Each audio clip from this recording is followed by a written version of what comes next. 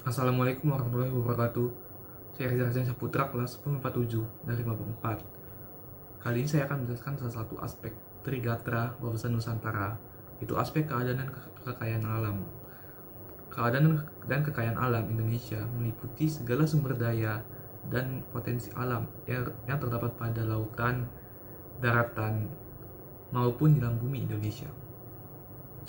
Indonesia terdiri dari lautan yang sangat luas, yang dikelilingi oleh ribuan pulau yang mengandung sumber daya alam yang sangat berlimpah.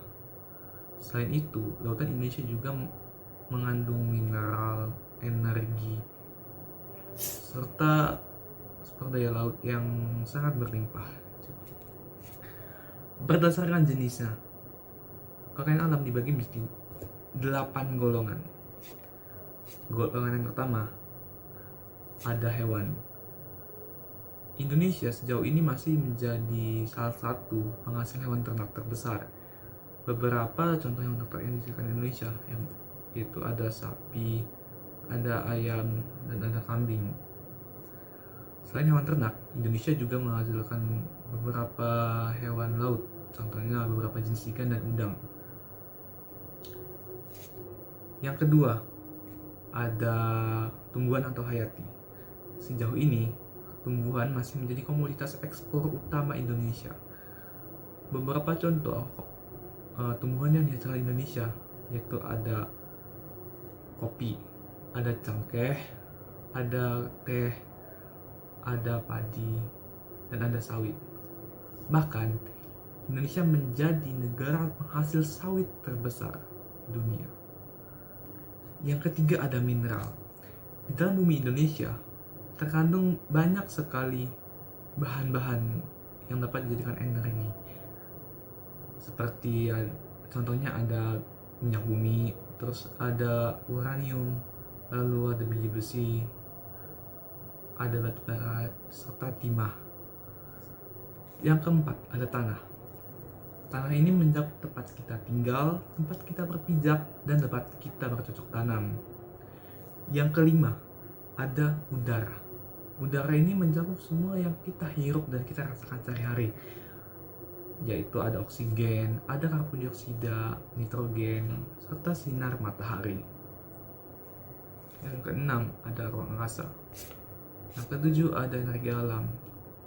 Contoh energi alam itu ada gas alam, ada panas alam, dan ada air artesis.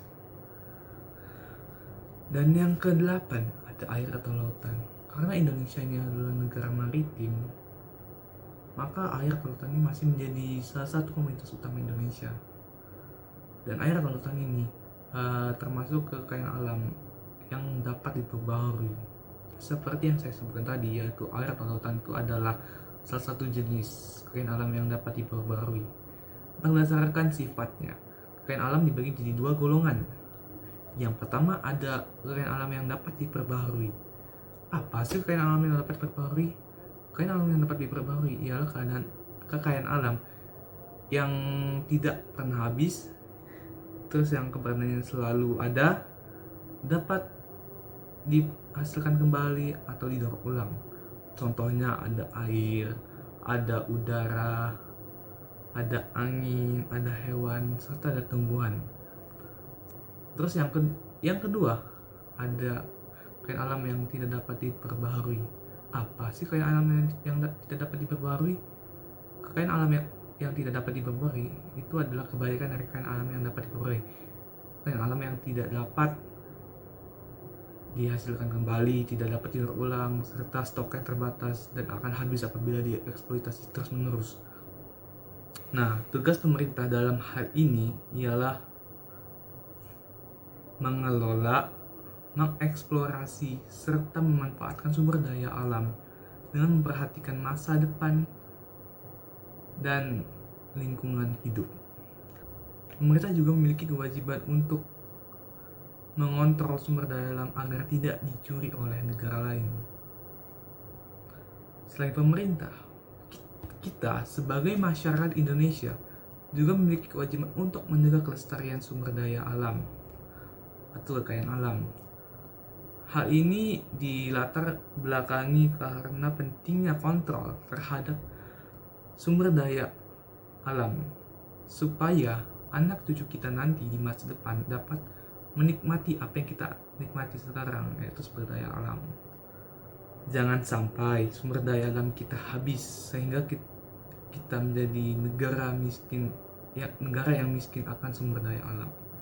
Lalu yang terakhir, saya ingin ucapkan sepatutnya kita harus bangga menjadi warga negara Indonesia. Kita harus bangga lahir dan tinggal di Indonesia yang berlimpah akan sumber daya alam.